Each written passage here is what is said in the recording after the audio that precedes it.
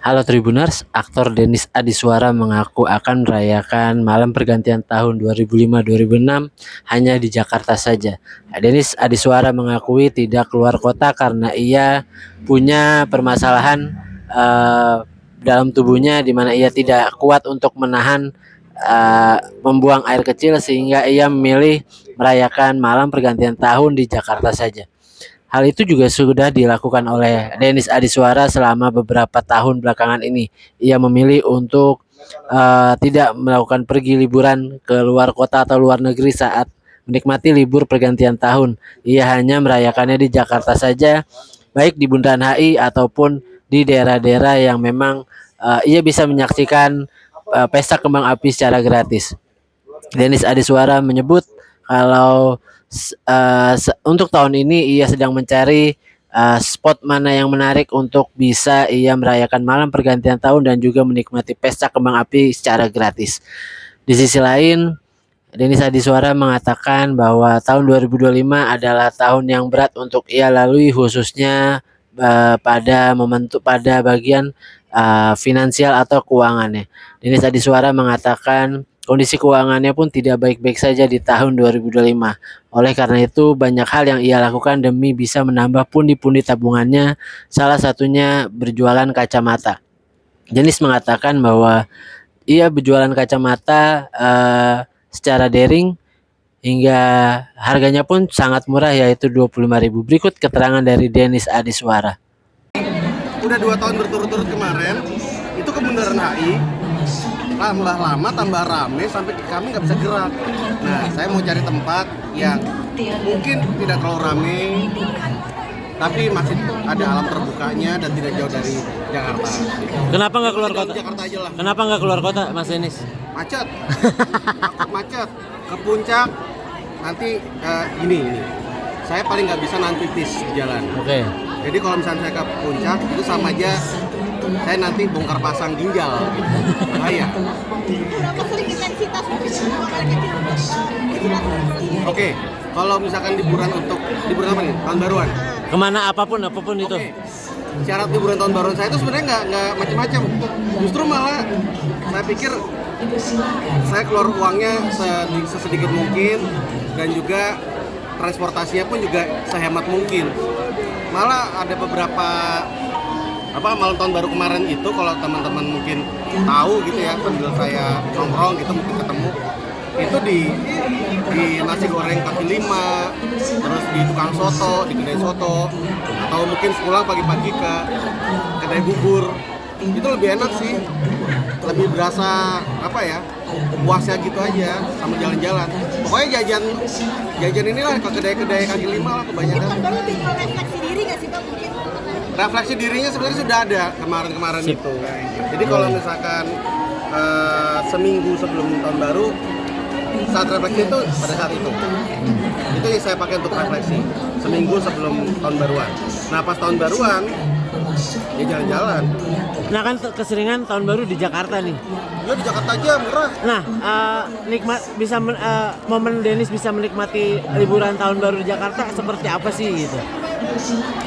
Paling enak ya. Ya. Paling enak tahun baruan di Jakarta itu kalau kita ke taman yang gratis, melihat kembang api gratis. Oke. Syukur-syukur ada yang bagi-bagiin susu gratis.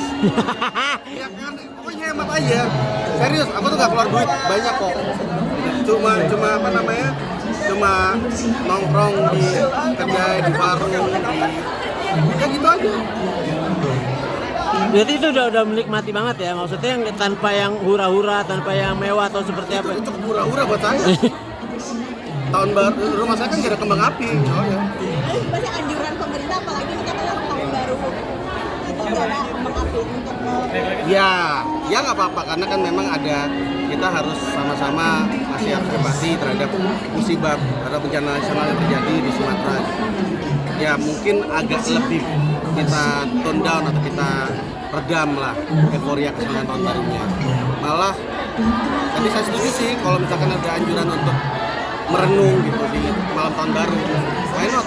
Karena 2025 ini cukup berat buat semuanya sih. 2025 juga banyak musibah nih Pak Dennis, apalagi mungkin baru dengar kabar di Manado Iya. Menyinggung tadi ucapan Mas Denis katanya 2025 cukup berat, memang seperti apa sih kehidupan Mas Denis di 2025 Oke, ini? 2025 bisa dibilang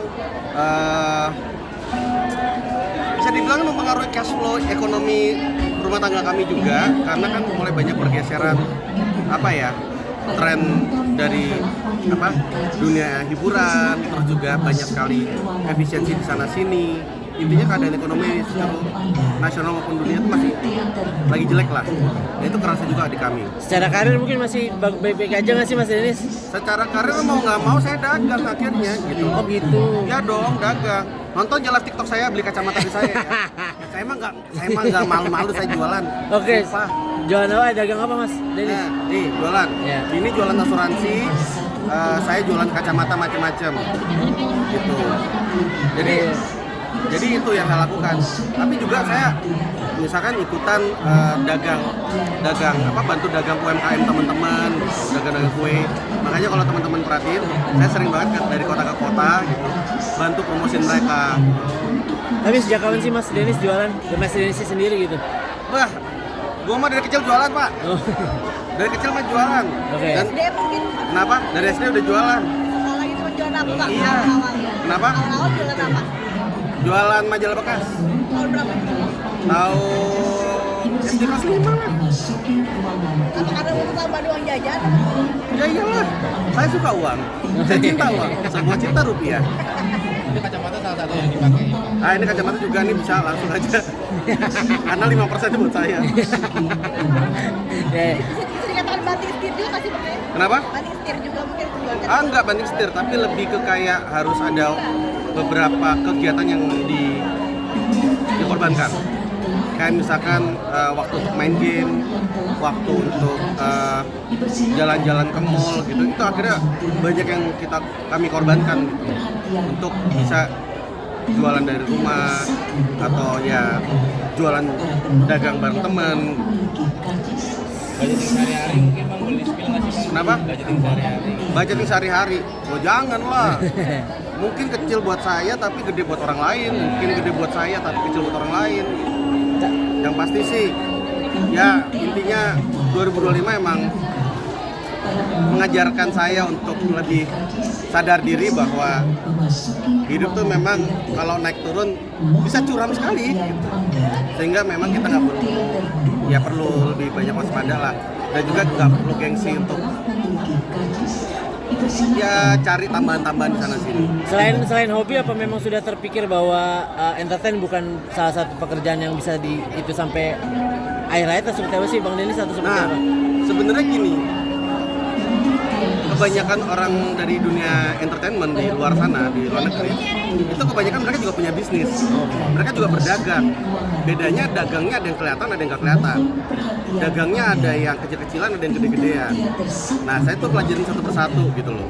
Dan seringkali mereka malah lebih gede pemasukannya dari dagangnya. Jadi kalau misalkan buat teman-teman aktor-aktor baru atau filmmaker-filmmaker baru, jangan segan untuk berdagang. Nih tambahan aja nih ya. Saya tuh paling favorit tuh kalau ngeliat salah satunya ya, Baim Wong. Kenapa? Panci aja dijual TikTok. Padahal dia udah produser, Iya. juga sutradara, Iya. dan selalu laku. Iya. Tapi dia nggak segan untuk berdagang. Terus waktu apa sih mungkin wadah media online sendiri untuk berdagang? Kenapa? Waktu apa mungkin Bang Denny sampaikan Bang Denny pernah merasakan TikTok untuk berdagang sendiri? Iya, TikTok, Shopee, gue pakai buat dagang sih. Seru aja. Malah sering kali tuh malah ketemu teman baru di sana, ketemu sama orang-orang baru, kadar ngobrol-ngobrol juga. Dan yang penting di sini adalah pastikan apa yang kita jual itu juga bisa membantu orang lain. Contohnya kacamata. Ya, mungkin orang pengen beli kacamata yang harganya murah. Saya jualnya yang murah. Gitu. Supaya mereka bisa melihat dunia dengan lebih jelas. Lebih cuan mungkin Bang ya? Kenapa? Lebih cuan. Ya lebih cuan yang mahal sih. Tapi kalau yang murah paling nggak lebih sering banyak yang beli. Berapa Bang mungkin satu per item kacamata? Alah, satu item 25.000. Murah nggak tuh? Murah kan? Masuk. Kan? Warnanya kuning ya? Iya.